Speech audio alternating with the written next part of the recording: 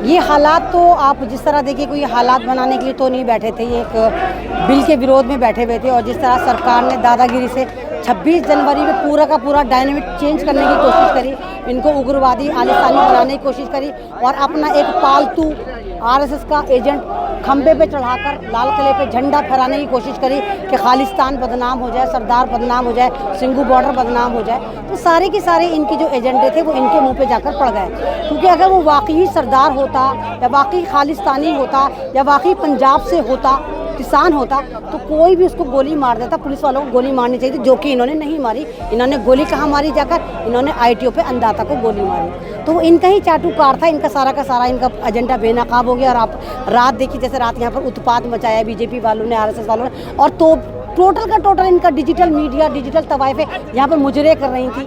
दीपिका कादियानी भी यहाँ पर आ गई थी रोटी सेकने, है ना। तो इनको ये लगा था कि किसानों को बस डायरेक्ट गोलियां पड़ेंगी और यहाँ गाजीपुर की सड़कें लाल हो जाएंगी और हम वाह वाह करके कहेंगे देखो हमने देशद्रोहियों को मार दिया। लेकिन यहाँ पर मीडिया था, स्ट्रीम मीडिया नहीं था, लेकिन आप जैसे लोग थे, यूट्यूबर थे, उन्होंने दिखाया कि देखो ये किसानों को मारने आए हैं, किसानों का नरसंहार करने आए हैं। और टिकैत साहब ने एक ललकार दी। पहले तो वो बोलते रहे कि मैं नहीं दूंगा, फिर बाद में वो इतने जज्बाती हो गए, उन्होंने देखा कि अन्नदाता के खून से ये बीजेपी सरकार गाजीपुर की सड़कें लाल करना चाहती है। तो टिकैत साहब की आंखों में आंसू आ गए और उनके आंसू एक तरह के सुनामी साबित हुए और पूरा यू टर्न लिया। पूरे भारत के बेज़मीर लोग भी जाग गए जो अन्न खाते थे। उनको भी लगा कि टिकैत साहब हमें पुकार रहे हैं, रोटी हमें पुकार रहे हैं। अब सब दौड़ दौड़ कर गाजीपुर की तरफ आ रहे हैं। अब घुमा कर देखिए, लाखों की तादाद में यहाँ लोग पहुँच चुके हैं, जबकि बैरिकेटिंग कर रखी है। मैं खुद 2.5-3 किलोमीटर पैदल चल कर आई हूँ। बहुत ज़्यादा इन्होंने रास्ते में अड़चनें डाल रखी हैं। तो ये रोटी की लड़ाई है, रोटी भगवा नहीं होती। तो मोदी जी ने इस बार रॉन्ग नंबर डायल करा है अन्नदाता को।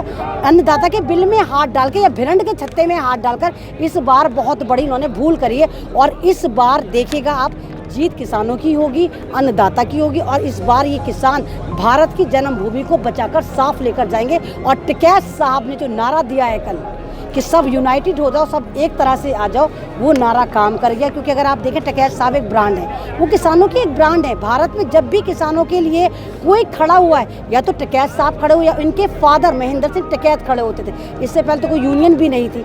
और अभी आप देखिए, सन 2013 में दिल्ली में प्रोटेस्ट हुआ था, किसानों का प्रोटेस्ट हुआ था, वहाँ भी टिकैत साहब लीड कर रहे थे। या 18 में भी हुआ था, वहाँ भी टिकैत साहब लीड कर रहे थे। तो टिकैत साहब किसानों का एक ब्रांड है। इसीलिए गाजीपुर को बदनाम करने के लिए इन्होंने स्ट्रेटेजी रची थी, ताकि किसान बदनाम हो जाए, अन्नदाता बदनाम हो जाए। और बीजेपी का एमएलए ने यहाँ पर उत्पात मचाया, तांडव मचाया, जो नाकाम हो गया। 37 किसान नेता थे, उनको नोटिस भेज दिया गया है, तो उनका हो सकता है अरेस्टिंग जल्दी हो जाए। तो अरेस्ट कितनों को अरेस्ट करेंगे आप? कितनी जेलों में आप भरेंगे? वही तांडव आपने एनआरसी में करा था। लोगों को बिल्कुल जैसे सब्जी के साथ धनिया फ्री मिलता था, इस तरह ये एनआरसी में यूएपीए एनएससी फ्री दे रहे थे। अब ये दोबारा ये पार्ट 2 चल रहा है कि किसानों के साथ भी वही सलूक कर रहे हैं जो एनआरसी में मुसलमानों के साथ करा था। तो कितनों को आप उठाएंगे, कितनी जेलें भरेंगे?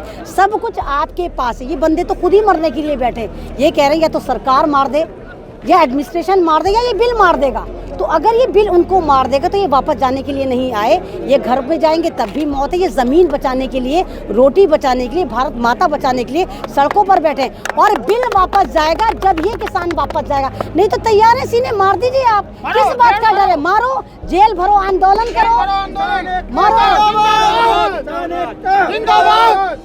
जय जवान जय किसान।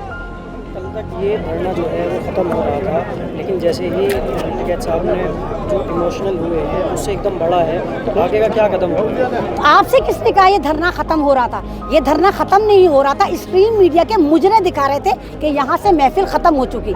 ये धरना न कल खत्म हो रहा था, यहाँ पर दादागिरी से फोर्स को घुसाकर लोगों को आने नहीं दिया जा रहा था, जो 26 जनवरी से यहाँ से गए थे। और उस जनाजे में शामिल थे जो आईटीओ पे इन्होंने गोली से मारा एक किसान को, जो ऑस्ट्रेलिया से आए थे 4 दिन पहले। तो वो लोग वहाँ गए हुए थे, इनको यहाँ आने ही नहीं दिया और मीडिया को यहाँ पहुँचा दिया कि धरना खत्म हो गया, लोग डर के चले गए, ये हो गया।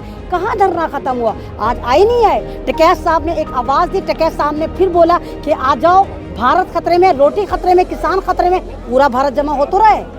सिंघू बॉर्डर पे हुआ आज ये तो इनका तांडव है। कल यहाँ पे तांडव मचाया, आज इनके पालतू जाफरानी गुंडे वहाँ पर सिंघू बॉर्डर पे तांडव मचा रहे हैं, कल हो सकता है टिकरी पे मचाए। आपने 26 जनवरी पे इनके पालतू जाफरानी गुंडे लाल किले पे तांडव मचा रहे थे। ये तो तांडव करते रहते हैं। तो स्लीपर बॉम्ब है सारे के सारे जाफरानी गुंडे जो नागपुर की नाजायज औलादे हैं। ऐसा लग तो नहीं रहा है कि सरकार जो है इस बिल को वापस लेगी? किसान कोई भी जिंदाबाद। ये सरकार हमारे से, हम सरकार से नहीं है। बीजेपी जब ही है जब भारत है। बीजेपी ने हमें पैदा नहीं करा, इस सरकार को हमने चुना था। जब हम 140 करोड़ लोग पार्लियामेंट में नहीं आ सकते थे, तब हमने इन जैसे दलालों को चुनकर पार्लियामेंट में भेजा था। इन्होंने क्या करा? पूरा भारत बेच दिया। अब सिर्फ जमीन बची थी, उसको बेचने की तैयारी है, जो बात किसान समझ चुका है। ये बिल वापस नहीं लेते। कैसे वापस नहीं लेंगे आप? किसान भी वापस नहीं जाएगा। अब देखते हैं जीतता कौन है। जज्बा जीतता है, रोटी जीती है, या ये उग्रवादी सोच जो बीजेपी सरकार की है, जुमलाबाजी, ये जीती। हम जीतेंगे। सरकार ने बात की है किसानों से, इतनी मरतबा बात हुई लेकिन बात नहीं बनी है, तो इसमें किसान भी तो अपनी बात से नहीं हट रहे। सरकार ने बात क्यों करी? बिल आपने बनाया था, सरकार ने बिल बनाया, फिर बात क्यों करी थी? जब तुमने बिल बनाया था क्या बात करी थी? तुमने किसानों से बात करने की कोशिश करी थी कि हम तुम्हारी जमीनें उठा के अंबानी अदानी को दे रहे, तुम्हें मंजूर है? फिर तुमने कमेटी बना ली, इन किसानों से बात करी कि हमने कमेटी बना के अपने तमाम चाटुकार उसमें फिट कर दिए, क्या तुम्हें मंजूर है? अब ये ड्रामा कर रहे हैं बातचीत का। ये बातचीत नहीं कर रहे थे, ये सिर्फ तारीख पे तारीख देके सनी देओल को फेम कर रहे थे, जो इनका ही जिहादी बॉम्ब है। ये बात नहीं कर रहे थे। अगर बात करने की इनकी मंशा होती तो पहली मीटिंग में रिजल्ट निकल जाता, जो नहीं निकला। किसान जो है वो सरकार पे यकीन नहीं कर रहे हैं, लेकिन सुप्रीम कोर्ट पे तो यकीन करना चाहिए।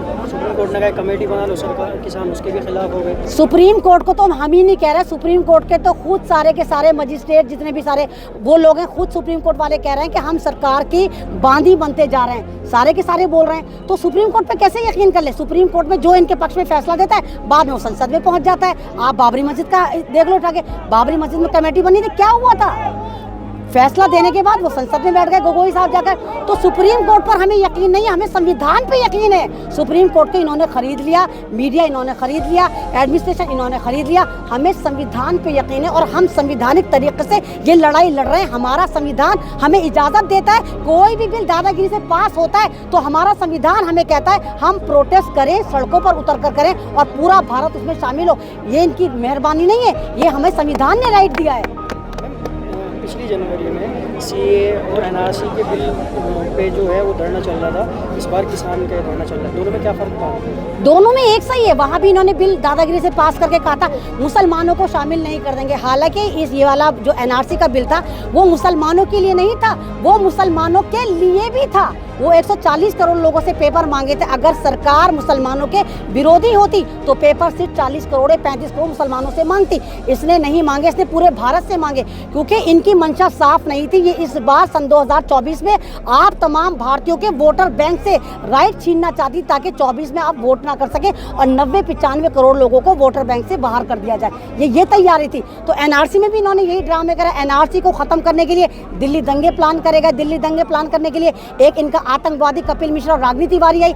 ऐसे ही किसान मूवमेंट को खत्म करने के लिए बीजेपी का नागपुर का जो एजेंट है दीप सिद्धू, उसको इम्प्लांट करा गया, जो पीएमओ के चौबारे में मुजरे दिखाता हुआ साफ नजर आ रहा है। कभी मोदी जी के साथ बैठा हुआ है, कभी शाह के साथ बैठा हुआ है, कभी धर्मेंद्र की झप्पियां पा रहा है, कभी हेमा मालिनी की झप्पियां पा रहा है, कभी सनी देओल के साथ उड़ रहा है। तो ये कौन लोग हैं? हेमा जी, धर्मेंद्र, सनी देओल, हेमा मालिनी, ये सारे के सारे बीजेपी के एमपीज हैं। हमारे तो एमपीज नहीं है, तो वो इनका ही आतंकवादी था। तो जैसे कपिल मिश्रा था ऐसे ही दीप सिद्धू है। ना दीप सिद्धू पे कोई कार्रवाई हुई, ना कपिल मिश्रा पे कोई कार्रवाई हुई। अगर वाकई किसान गद्दार होता, देशद्रोही होता और दीप सिद्धू वाकई किसान होता, तो जब वो खंबे पे चढ़ा था ना तो गोली मार देते। हम कह रहे ना मारो, हम किसान कह रहे मारो, क्यों नहीं मारा तुमने उसको? कोई कार्रवाई भी नहीं करी।